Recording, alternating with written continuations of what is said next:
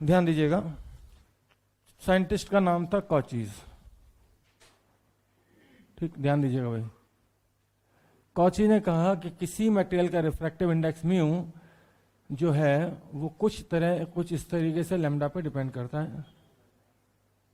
कहने मतलब जिस मटेरियल का लैम्डा जितना ज्यादा या जिस लाइट का लैम्डा ज्यादा, सेम मटेरियल के लिए उसका म्यू उतना कम। कोई दिक्कत? तो जब इन्होंने एक लाइट को प्रिज्म से पास कराया, व्हाइट लाइट को, ये कॉची तो अभी बता रहा, हम तो बचपन में करते थे। सनलाइट होती थी और वो पेन होता था, पेन याद है, ट्रांसपेरेंट वाला पेन, उसको ऐसे ऐसे करते थे, कलर दिखते थे ना, तो बस वही तो पढ़ेंगे आज। तो जब इन्होंने व्हाइट लाइट को ऐसे पास कराया तो इन्होंने देखा कि हर लाइट जो थी व्हाइट लाइट वो अपने कंस्टिट्यूएंट कलर्स में ब्रेक कर गई। कोई दिक्कत? कोई यहां गई, कोई यहां गई और कोई यहां गई। यहां मैं 3 लाइट ले रहा हूं भैया ना, और तीनों का डेविएशन अलग अलग आना ही था, क्योंकि डेविएशन का फार्मूला थिन लेंस के लिए मैं याद दिला दूं, म्यू माइनस 1 इंटू ए। ठीक, म्यू माइनस 1 इंटू ए। तो जिसका लैम्डा जितना ज्यादा उसका म्यू उतना कम, जिसका म्यू जितना कम उसका डेविएशन भी। तो मुझे दिख रहा है सबसे कम डेविएशन ये दिख रहा है। ये तो येलो लाइट है, ये बात पक्की है। क्या मुझे बता सकते हो कि इनमें से कौन सी रेड और कौन सी वायलेट? ऊपर वाली रेड। विवग्योर के हिसाब से देखें, विवग्योर, तो रेड का लैम्डा सबसे ज्यादा और वायलेट का सबसे कम। तो रेड का ज्यादा तो रेड का म्यू कम, रेड का म्यू कम तो रेड का डेल्टा भी कम। तो ये डेल्टा रेड आया, ये डेल्टा बोलो या डेल्टा येलो बोलो, बात एक ही है। लोग मान लेते हैं कि भाई हाँ मीन के लिए बात कर रहे हैं। और ये डेल्टा आया सबसे ज्यादा वायलेट के लिए। कोई दिक्कत? तो ये रेड लाइट थी, ये येलो थी और वायलेट थी, बाकी कलर भी थे इसकी के बीच में। ठीक, कोई दिक्कत है यहाँ पे? आज से पहले हमने जो भी ऑप्टिक्स पढ़ी थी वो सिर्फ और सिर्फ येलो लाइट के लिए थी, क्योंकि मैंने कभी भी, ध्यान दीजिएगा, कभी भी ऐसे नहीं बोला कि एक लेंस है और एक लाइट डाली तो ये पता कौन सी लाइट थी? येलो, क्योंकि मैंने सिंगल इमेज बनाई थी। लेकिन अगर व्हाइट लाइट होती ना तो सबकी फोकल लेंथ अलग अलग आती। बताओ क्यों? बताओ क्यों? क्योंकि आपको बताते हैं, यहां फार्मूला देख लीजिए भाई, 1/f बराबर म्यू माइनस 1 इंटू 2/r। सही है? तो यहां से मैं देखूं तो जिसका लैम्डा जितना ज्यादा उसका म्यू उतना कम, जिसका म्यू जितना कम उसकी पावर भी उतनी कम, उसकी फोकल लेंथ उतनी ज्यादा। कोई दिक्कत? तो इसका मतलब है सबसे ज्यादा फोकल लेंथ होगी रेड की, तो रेड की इमेज बनेगी सबसे दूर। ठीक, फोकल लेंथ रेड की सबसे ज्यादा तो रेड की इमेज बनेगी सबसे दूर, और सबसे कम फोकल लेंथ होगी। तो ऐसे केस में इमेज एक पॉइंट ऑब्जेक्ट ना बनके कलरफुल इमेज बनती है। कैसी बनती है? क्योंकि बाकी कलर बीच में होंगे। ठीक, कोई दिक्कत? और इस घटना को हम बोलते हैं क्रोमेटिक। क्रोमा का मतलब होता है कलर, एब्रिवेशन का मतलब विकृति। ठीक, क्या बोलते हैं इसको? Chromatic abbreviation. ठीक, तो कोई दिक्कत नहीं है कि स्पेलिंग मुझे नहीं आती, शायद गलत है, अगर सही कर लेना अगर कोई दिक्कत हो। ठीक, तो कहानी सिर्फ यही है कि भैया आज के पहले क्यों नहीं बताया? तो भैया उस समय में व्हाइट लाइट की जरूरत ही नहीं थी, हम तो सिंगल मोनोक्रोमेटिक लाइट यूज करते थे जिसका लैम्डा एक ही था, और कौन सा था? येलो। ठीक, अब लोगों ने कहा कि भैया यहाँ पे जैसे लेंस है ना, ऐसे ये प्रिज्म है, तो यहाँ पे 2 चीजें यूज की उन्होंने, एक तो था डिस्पर्सिव पावर और एक था एंगुलर डिस्पर्जन। ठीक, व्हाइट लाइट। तो यहाँ पे 2 डेफिनेशन आई, 2 शब्द आए। पहला था एंगुलर डिस्पर्सन, कोणीय विक्षेपण। डिस्पर्सन को हिंदी में बोलते हैं विक्षेपण। ठीक, कहने का मतलब स्प्लिट करने की ताकत, कितना अलग अलग आप स्प्लिट कर सकते हैं। तो एंगुलर डिस्पर्सन को नाम दिया गया थीटा, और इसका फार्मूला होता है dv/-dr। कहने का मतलब है इस डेविएशन और इस डेविएशन में जो डिफरेंस है वो कहलाएगा थीटा। कोई दिक्कत? फिर एक और definition I, that is called dispersive power. Dispersive power का मतलब है कि जो प्रिज्म है या जो लेंस है वो कलर को कितने अच्छे तरीके से स्प्लिट कर सकता है। तो डिस्पर्सिव पावर को हम रिप्रेजेंट करते हैं ओमेगा से, और इसका फार्मूला होता है थीटा अपॉन डेल्टा। अब डेल्टा बोला तो किस लाइट के लिए होगा सोचो, येलो के लिए। याद रहे मीन लाइट को ही हम कंसीडर करते हैं, ठीक। तो ओमेगा का फार्मूला हो जाएगा भैया DV minus D R upon D Y या खाली डी। अब मुझे अच्छे से पता था कि यार प्रिज्म है तो ये mu V minus 1 into A minus mu R minus 1 into A, और यहाँ से देखें तो ये फार्मूला बन जाता है भैया, ये इसी के नीचे की लाइन है ना, याद रखना ये इसके बराबर में नहीं है ना, याद रखना इसी की लाइन है ना। क्या हो जाएगा formula mu V minus mu R into A, कोई दिक्कत। और इसका फार्मूला आ जाएगा, ये तो हमने निकाल ही लिया, mu V minus mu R into A divided by mu Y बोलो या खाली म्यू बोलो भैया, बात एक ही है। क्या मेरी बात समझ गए? म्यू बोलने का मतलब ही है म्यू वाई। अगर किसी ने आपको म्यू वाई नहीं दिया तो भैया कोई कहे कि म्यू वाई कैसे निकालोगे, तो मैं कहूँगा एवरेज लेके mu V plus mu R by 2, ठीक। कोई दिक्कत इतने में? कोई दिक्कत इतने में? सवाल यहां से नहीं बनता, ठीक। कहां से बनता है? दो कंडीशन आती हैं, एक होती है डिस्पर्जन विदाउट डेविएशन, एक होता है डेविएशन विदाउट डिस्पर्जन, तो सवाल बनता है वहीं से, ठीक। तो पहले इतना नोट कर लो, या फिर वो थ्योरी भी लिखा दें तुम्हें। Splitting of white light into its constituent colours is called dispersion. लिख लो फटाक से। स्प्लिटिंग ऑफ व्हाइट लाइट लिखा, splitting of white light into its constituent colors is called dispersion. लिखा, splitting of white light into its constituent colors is called dispersion.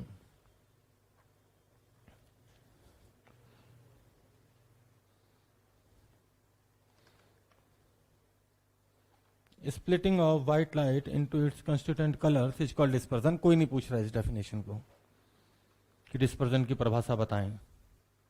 White light का अपने constituent colours में breakup होना ही dispersion कहलाता है। ध्यान दें, यहां पे आप बड़े आराम से देख पा रहे हैं कि एक सिंगल प्रिज्म जो है उसमें से डेविएशन भी हो रहा है।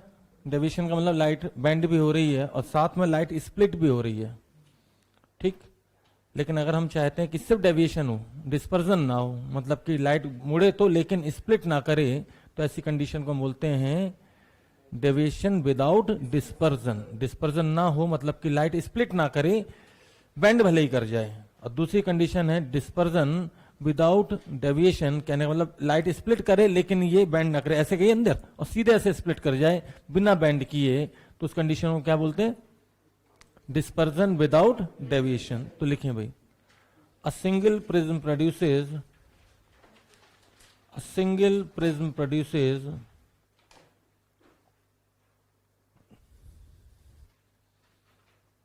a single prism produces both deviation and dispersion simultaneously. A single prism produces both deviation and dispersion simultaneously. एक सिंगल प्रिज्म से एक साथ डेविएशन और डिस्पर्जन दोनों होते हैं। लिखा, comma, but but if we combine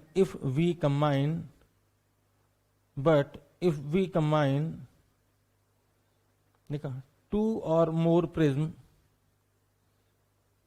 but if we combine two or more prism, we can get following conditions.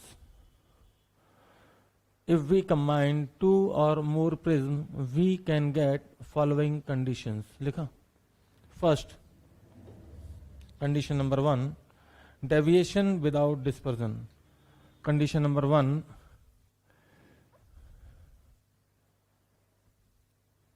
deviation without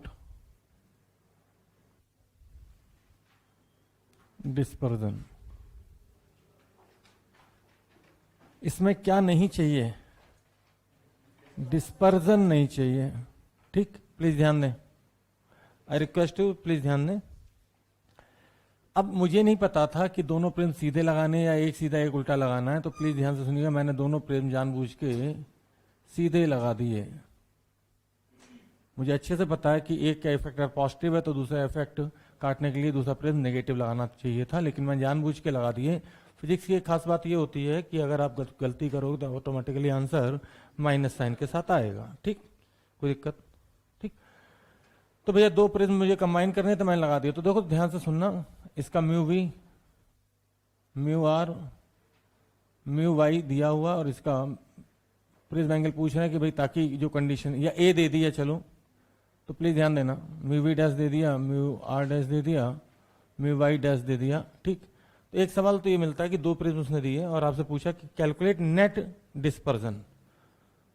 ठीक, या तीन प्रिज्म लगा दिए, उन्होंने पूछा कैलकुलेट नेट डिस्पर्जन। तो तीन में अगर एक सीधा, एक उल्टा और एक सीधा, तो एक पॉजिटिव, दूसरा नेगेटिव, तीसरा, लेकिन चूंकि मैंने यहां दो लगाए हैं तो किसी ने कहा यार नेट डिस्पर्जन निकालो, तो मैं कहूंगा थीटा नेट डिस्पर्जन तो ये था, तो थीटा नेट बराबर theta one plus theta two. तीन होते, पहला पॉजिटिव दूसरा नेगेटिव, बस एक लाइन और बनानी मुझे, है ना, तीसरा पॉजिटिव से। चार होते तो theta one plus theta two plus theta three plus theta four, जो सीधा उसका पॉजिटिव, जो उल्टा है उसका नेगेटिव। तो एक सवाल तो बिल्कुल सिंपल ये बनता है कि नेट डिस्पर्जन निकालो, तो उसमें कुछ नहीं करना है, ये फार्मूला डिस्पर्जन का अपने को पता ही है। ठीक, तो ये हो जाएगा mu V minus mu R into A, और दूसरे का चूंकि दूसरा भी सीधा ही है तो mu V dash minus mu R dash into A dash. कोई दिक्कत? कोई दिक्कत? अच्छा, तीन होते तो क्या करते? रेजोक शीट में क्योंकि तीन भी हैं, तीन है तो कोई दिक्कत वाली बात नहीं है, एक सीधा दूसरा उल्टा तीसरा सीधा, क्या करोगे? Theta one minus theta two plus theta three. कोई दिक्कत? तो ऐसे सवाल में नहीं कराने वाला, इसमें सिर्फ वैल्यू रखनी है आपको। कोई दिक्कत? ध्यान दीजिएगा।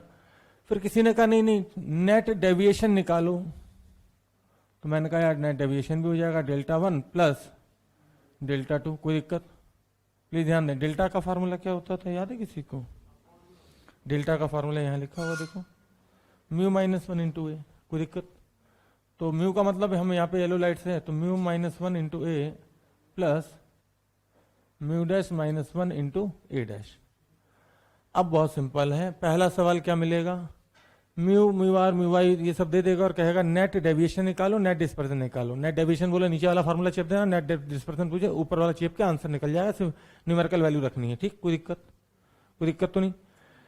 लेकिन अगर बोले कि कंडीशन वन निकालो, डेविएशन विदाउट डिस्पर्जन, तो क्या नहीं चाहिए? जो नहीं चाहिए उसको जीरो कर दो, जो नहीं चाहिए उसको क्या करो? तो भैया कंडीशन वन के अकॉर्डिंग मुझे क्या नहीं चाहिए? डिस्पर्जन नहीं चाहिए, तो theta net zero. Theta net zero करके पूछते हैं कि बताओ दूसरे प्रिज्म का प्रिज्म एंगल कितना हो, तो थीटा नेट जीरो, जैसे ही जीरो करोगे तो ए डैश अपने आप आ जाएगा। चिल्ला चिल्ला क्या आएगा? कितना आया? माइनस। क्या बता सकते हो माइनस साइन क्या कह रहा है मुझसे? क्या कहना चाह रहा है ये बेचारा मुझसे? ये कह रहा है कि भैया तुमने हमें गलत लगा दिया, पहला प्रिज्म सीधा तो दूसरा प्रिज्म कैसा लगाना चाहिए? उल्टा लगाओ। समझ गए बात को? तो सबसे ज्यादा सवाल इसी पे पूछे जाते हैं कि दूसरे प्रिज्म का प्रिज्म एंगल क्या होना चाहिए। ठीक, अगर हमें डिस्पर्जन नहीं चाहिए। ठीक, ऐसे प्रिज्म को हम बोलते हैं, ध्यान देना, एक्रोमेटिक कॉम्बिनेशन। क्रोमेटिक का मतलब कलरफुल, एक्रोमेटिक का मतलब विदाउट कलर। तो भैया व्हाइट लाइट गई और व्हाइट ही लाइट निकालना चाहे तो डेविएशन तो, लेकिन लाइट डिस्पर्स ना करे, मतलब कि स्प्लिट ना करे, तो इसका मतलब है कि व्हाइट गई व्हाइट ही निकली, तो क्या बोलते हैं ऐसे को? एक्रोमेटिक या कलरलेस कॉम्बिनेशन। कोई दिक्कत? कोई दिक्कत तो नहीं। तो अगर कोई बोले एक्रोमेटिक कंडीशन बता दो, तो इसका मतलब भी यही होगा। एक्रोमेटिक का मतलब कलरलेस। क्रोम देखा है, गूगल क्रोम, उसका सिंबल देखा है, उसमें कलर ही कलर भरे होते हैं, इसलिए उसका नाम है क्रोम। क्रोम का मतलब क्या होता है? कलरफुल। एक्रोम का मतलब कलरलेस। कोई दिक्कत? ध्यान दे ध्यान दे ध्यान दे। अब एक साहब को इतने में तसल्ली नहीं मिली कि दूसरे प्रिज्म का प्रिज्म एंगल पूछ के बोले जिस समय डिस्पर्जन जीरो है उस समय डेविएशन भी बताओ। तो आपको कुछ नहीं करना है, आपको पता है इस प्रिज्म के एंगल पे डिस्पर्जन जीरो है, तो उसमें पूछ रहा है कि डेविएशन भी बताओ कितना होगा। तो मैंने कहा यार डेविएशन में उठा के ये ए रख दो, तो यहां से ए उठाओ और सीधे सीधे ये जो फार्मूला है ना, इसमें जैसा आया है माइनस साइन के साथ दिमाग मत लगाना, ए डैश की वैल्यू जैसी आई है यहां से उठा के वैसी ही चेप देना और न्यूमेरिकल आपके सामने आ जाएगा। कोई दिक्कत? कोई दिक्कत? दूसरी कंडीशन क्या होती है भैया? कंडीशन दूसरी होती है यहां पे, पहली कंडीशन थी डेविएशन विदाउट डिस्पर्जन, तो दूसरी होगी डिस्पर्जन तो चाहिए, मतलब कि लाइट स्प्लिट तो कर जाए, लेकिन ऐसे देखो कैसे पता है, ऐसे ऐसे सीधे जाए, ऐसे बेंड ना करे, सीधे ऐसे 7 पार्ट में स्प्लिट। कोई दिक्कत? और डेविएशन ना हो तो हो सकता है, कोई दिक्कत नहीं। डिस्पर्जन विदाउट डेविएशन, ऐसे को हम बोलते हैं डायरेक्ट विजन कॉम्बिनेशन। क्या बोलते हैं? डायरेक्ट, मतलब कि बिना बेंड किए हुए, तो डायरेक्ट विजन कॉम्बिनेशन। और कभी ये नाम लिखा हुआ मिल जाए तो परेशान मत होना। क्या पता है इसको हम एंगल ऑफ प्रिज्म बोलते हैं? क्या पता है इसी को हम एपेक्स एंगल बोलते थे? क्या पता है इसी को हम रिफ्रैक्टिंग एंगल बोलते थे, अपवर्तक कोण? तो एंगल ऑफ प्रिज्म के 3 नाम लिखाए थे। एंगल ऑफ प्रिज्म होता क्या है? ऊपर वाला एंगल, या फिर जहां से लाइट एंटर करे और जहां से लाइट निकले उन दोनों फेसेस के बीच का एंगल। तो डायरेक्ट विजन कॉम्बिनेशन इसको बोलते हैं। ठीक भाई, ध्यान दो, इसमें क्या नहीं चाहिए, जल्दी बोलो। कंडीशन नंबर 2 में क्या नहीं चाहिए? डेविएशन। जो नहीं चाहिए उसको 0 कर दो। तो भैया यहां पे मुझे डेल्टा नेट नहीं चाहिए, तो इसको 0 करूंगा। इसको 0 करते ही मेरे सामने होगा ए डैश, और ये भी चिल्ला चिल्ला के माइनस में आएगा। बताओ क्यों? क्योंकि भैया अगर दोनों प्रिज्म सीधे लगा दिए तो 2 + 2 कभी 0 नहीं हो सकता, एक प्लस में होना चाहिए तो एक माइनस में होना चाहिए। तो μ-1 अपॉन म्यू डैश -1 इंटू ए। ये क्या बोल रहा है बार बार कि पहला प्रिज्म अगर सीधा तो दूसरा, और पहला उल्टा तो दूसरा। कहने मतलब एक जैसा उसका अपोजिट दूसरा लगाओ। अच्छा सुनो, ये एंगल पूछ लेते हैं, इतने में तो काम हो गया, ठीक। लेकिन कुछ नालायक होते हैं, कहते हैं जब डेल्टा 0 तो बताओ थीटा कितना? तो कोई बात नहीं, थीटा का फार्मूला भी मुझे पता है। कितना पता है क्या आपको? थीटा ये है कितना? μv minus μr into A plus, याद रहे कि जैसा ए डैश आया, अपनी अकल मत लगाना, जैसा आया है नेगेटिव में है ना, तो नेगेटिव का ही ए डैश पूरा ऐसे उठाना और यहाँ चेप के ये सब गिवन होगा, आंसर निकाल लेना। कोई दिक्कत? कोई दिक्कत तो नहीं? तो भैया शरीफ लोग तो सिर्फ एक कंडीशन पूछ के छोड़ देते हैं, बदतमीज होते हैं। आईआईटी के इतिहास में सिर्फ एक ही बार इसका सवाल आया था 2003 में, सिलेबस में उसी साल डाला, उसी साल सवाल पूछ लिया, उसके बाद कभी नहीं पूछा। ठीक, ध्यान दें, उसी सवाल को मैं करा देता हूं। ध्यान दें जरा, सामने देखें, सामने देखें। 2 मिनट दीजिए बस। इसी में अरे इसी में चिप दे रहा हूं यार। इतने कमीने लोग हैं कि वॉयलेट का नहीं दिया, ब्लू दिया, ब्लू। अरे तो बात तो एक ही हुई, बच्चा वॉयलेट में अटका रहा कि अरे वॉयलेट ब्लू बात एक ही है। 1.51, रेड 1.49। क्या मुझे बता सकते हो म्यू कितना आएगा फिर? अरे एवरेज 1.5 आएगा। कदम कितना आएगा? सोचो 51 और 49 के बीच में क्या आता है? 1.5। अरे 49 से 51 के बीच में 85 आता है। कुछ गधे क्या करते हैं, 1.51 प्लस 1.49 डिवाइडेड बाई 2। अरे तेरी तो, ध्यान दो, ध्यान देना भैया। इसमें भी दे दिया भाई, ब्लू का दे दिया 1.77, ध्यान देना भैया, और रेड का दिया 1.73। बिल्कुल सही जवाब। तो येलो के लिए हो जाएगा 1. दिया नहीं था ना, हमें पता है 3 और 7 के बीच में एग्जैक्टली बीच में आता है 5। 3 2 5, 7 में से 2 हटाएंगे तो भी 5। सही है, कोई दिक्कत? ध्यान दें, पहला एंगल इन्होंने दिया ए दिया भैया 6 डिग्री, और ए डैश पूछना चाहते हैं आपसे। Condition the find A dash for dispersion without deviation. Find A dash मतलब सेकंड प्रिज्म का प्रिज्म एंगल बता दो फॉर, कौन सी कंडीशन दी? डिस्पर्जन विदाउट, ध्यान देना भैया, विदाउट डेविएशन। ऑल्सो फाइंड भाई क्या नहीं, विदाउट डेविएशन तो theta net. Also find theta net, मतलब कि किस कंडीशन की बात कर रहे हैं, इसकी या दूसरी की? पहली या दूसरी, जल्दी बोलो। ए सामने देखो, रे सामने देखो, 1 सेकंड का आंसर है। आया आंसर? ध्यान देना भैया, सामने देखिए पहले। μ-1 1.5 में से 1 घटाओगे तो कितना आएगा ऊपर? 0.5। 1.75 में से 1 घटाओगे तो कितना आएगा? 0.75। ऊपर 0.5, नीचे 0.75, मतलब कि 2/3 इंटू ए 6 डिग्री। तो तो 2/3 इंटू 6 करें तो 4, कोई दिक्कत, लेकिन आंसर आएगा -4। माइनस साइन क्या चिल्ला चिल्ला के बोल रहा है, तो आंसर तो तुम्हें 4 ही टिक करना, लेकिन आंसर तुम्हारा क्या है -4। -4 केवल ये बता रहा है कि ठीक गधा इंसान कैसे करता पता, यहां लिखता है 1.5 -1, अरे घटिया इंसान, ऑब्जेक्टिव कर लो तुम। 1 समझ गया क्या, 1.5 -1 0.5 डिवाइडेड बाई 1.75 -1 0.75, 25 का पहाड़ा पड़ो, 25 दूनी 50, 25 3 75, 2/3 इंटू 6, 3 से 6 काटो 2, 2 दूनी 4, कोई दिक्कत।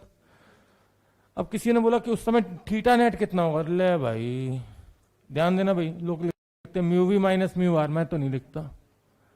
पॉइंट बोलो बोलो 02 दिखा क्या, अरे 0.02 दिखा क्या, mu B minus mu R मुझे सीधे दिख रहा है 0.02, और ए कितना है 6, फिर प्लस बोलो भाई 0.04, लेकिन एंगल तो मैं माइनस में डालूंगा, कोई दिक्कत। टोटल बता सकते हो, है कोई होनहार बालक, नहीं दिख रहा तो देख लो। 0.04 इज द माइनस का, 0.04 इज द राइट आंसर, कोई दिक्कत, कोई दिक्कत। हाँ, कॉचीज इक्वेशन, कॉचीज फार्मूला, ओ भाई कॉचीज के आगे क्या लिखना है पता है, कॉचीज इक्वेशन, कॉचीज फार्मूला, कुछ भी लिख दीजिए ठीक। गजब करते हैं लोग, कॉची साइंटिस्ट थे और कॉची ने ये इक्वेशन दी थी म्यू के लिए। अच्छा ए और बी क्या है, हे राम, कोई पॉजिटिव कांस्टेंट, कोई दिक्कत,